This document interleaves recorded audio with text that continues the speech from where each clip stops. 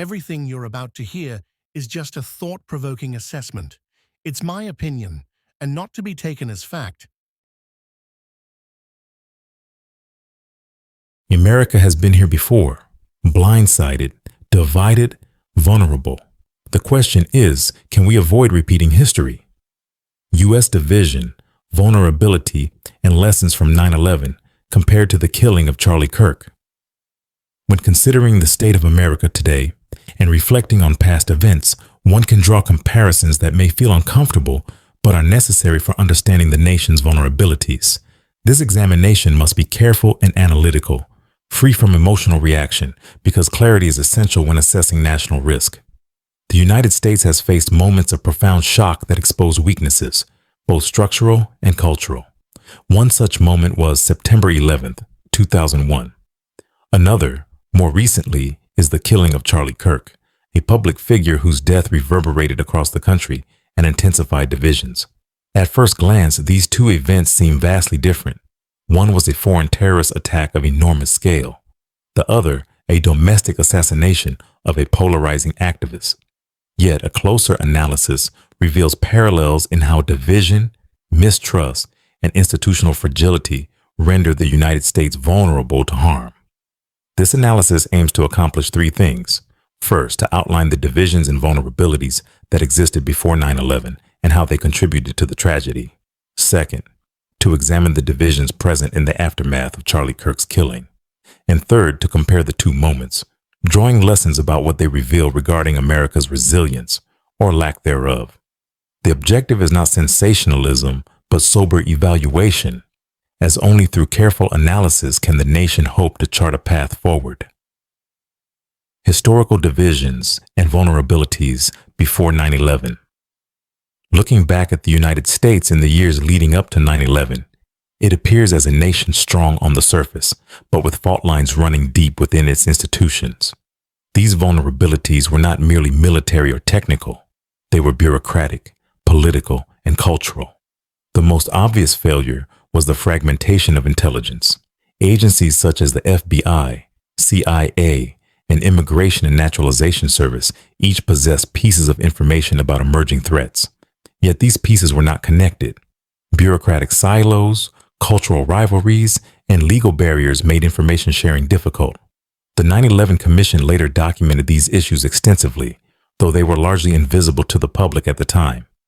A striking example is the Phoenix Memo. In July 2001, an FBI agent in Phoenix raised concerns about suspicious flight school enrollments by Middle Eastern men, warning of potential al-Qaeda operatives training for hijackings. The memo, however, did not gain traction. It was never escalated to top leadership. It became one unconnected dot among many, failing to prompt coordinated action. This failure to connect the dots did not reflect a lack of intelligence, but rather intelligence trapped in institutional silos. Agencies guarded their turf, and without an integrated system, the larger picture remained invisible. Concurrently, the U.S. underestimated the seriousness of non-state actors. Previous terrorist attacks, the 1998 embassy bombings in Kenya and Tanzania, and the 2000 attack on the USS Cole, were treated as isolated incidents rather than components of a coherent campaign. Policymakers considered terrorism a nuisance rather than an existential threat. Aviation security mirrored this mindset. Cockpit doors were flimsy, passenger screening inconsistent, and there was no comprehensive plan for responding to multiple simultaneous hijackings. A broader division of attention further complicated matters. In the 1990s, U.S. policymakers prioritized globalization, economic growth, and state-to-state diplomacy, leaving asymmetric threats from decentralized networks like al-Qaeda largely unaddressed. In hindsight, this was a miscalculation, though at the time it appeared rational. Most Americans had not experienced a major foreign attack on U.S. soil. The last comparable shock had been Pearl Harbor. Cultural and awareness gaps exacerbated the problem. Few government officials fully understood jihadist ideology, its global reach, or the mechanisms of radicalization across borders. Linguistic and cultural expertise in Arabic, Pashto, and other relevant languages was limited, weakening intelligence collection. Summarized, the U.S. was vulnerable on September 11th, not merely because terrorists were determined, but because institutions were divided, leadership underestimated the threat, and culture lagged behind reality. The nation appeared robust, but was brittle in ways that became painfully obvious in the aftermath. Yet, when the attacks occurred, a notable response emerged. Americans across party lines, regions, and ideologies united in grief and resolve. This temporary unity allowed the country to project strength in its response. Current divisions after the killing of Charlie Kirk. In contrast, the killing of Charlie Kirk reveals a different kind of vulnerability, ideological fractures running through American society today. Charlie Kirk was a polarizing figure. His death did not produce the national unity witnessed after 9/11. Instead, it triggered immediate partisan blame. Some leaders accused the radical left before facts were established, while others cautioned against speculation. But the narrative had already taken root in certain circles. The incident became less about the individual and more about the projections of competing factions. Trust in institutions has also weakened. Many Americans doubt that law enforcement can investigate impartially, assuming that the FBI, police, or prosecutors will adjust facts to fit political agendas. Others distrust media coverage, anticipating bias. This skepticism is widespread, transcending political lines, and it complicates the processing of tragedies as collective national events. Disinformation plays a critical role. Within hours of Kirk's death, conspiracy theories spread on social media, some claiming a false flag operation, others suggesting broader plots. Foreign adversaries, including Russia, China, and Iran, amplified confusion through bots and fake accounts, exploiting division. The aim was not to clarify the event, but to deepen mistrust and make Americans doubt one another. The nature of vulnerability today differs from that preceding 9/11. Then the problem was insufficient information sharing. Today it is an overload of information, much of it false. Instead of missing dots, society faces a flood of fabricated ones. Additionally, political violence is increasingly normalized.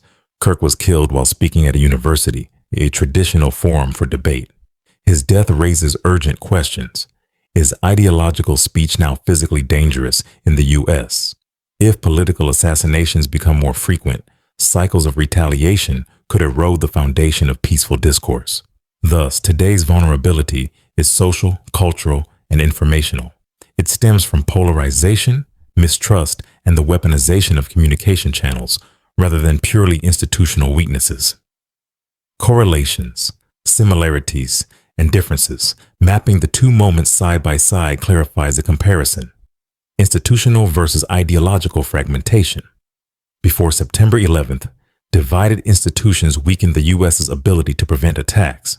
After Kirk's killing, ideological fragmentation hampers the nation's ability to respond constructively. In both cases, division undermines resilience, underestimation of threats. Prior to 9/11, terrorism was underestimated. Today, domestic political violence is similarly underestimated. Disagreement about real threats prevents effective prevention in both contexts. Unity versus fragmentation. Post 9/11, there was a temporary surge of unity.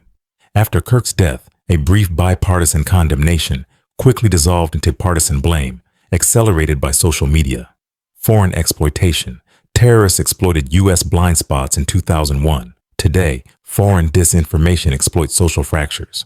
While the tools differ, planes then, viral memes now, the strategy is consistent. Leverage American weaknesses against itself. Nature of revealed vulnerabilities.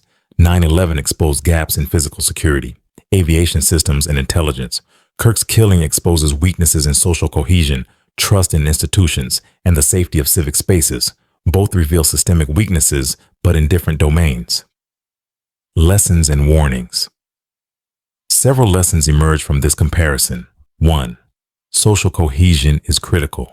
A divided nation cannot respond effectively to crisis.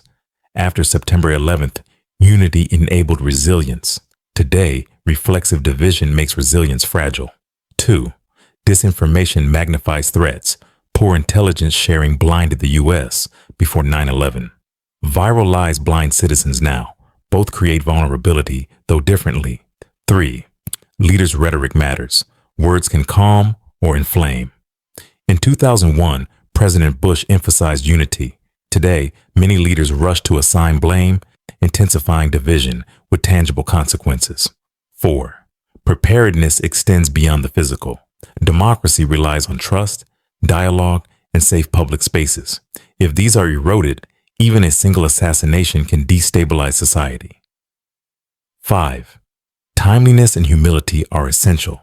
Delays or politicization deepen division. Truthful, prompt communication is crucial to maintaining resilience. The Kirk killing as a moment of vulnerability. The killing of Charlie Kirk highlights several risks for America. Normalization of political violence. Repetition within partisan narratives could inspire imitators and cycles of retaliation. Conspiracy theories overwhelming facts. Low trust in investigations allows rumors to dominate, heightening the risk of violence fueled by misinformation. Foreign exploitation. Adversaries can manipulate social fractures, and failure to recognize this manipulation undermines national security. Leadership at a crossroads. The choices leaders make in response, whether to heal or inflame division, will have long-term consequences for social cohesion. Conclusion. While 9/11 and the killing of Charlie Kirk differ in scale and nature, one a foreign attack, the other a domestic political assassination, the underlying principle is the same. Division makes America vulnerable. In 2001, institutional silos and lack of focus allowed catastrophe.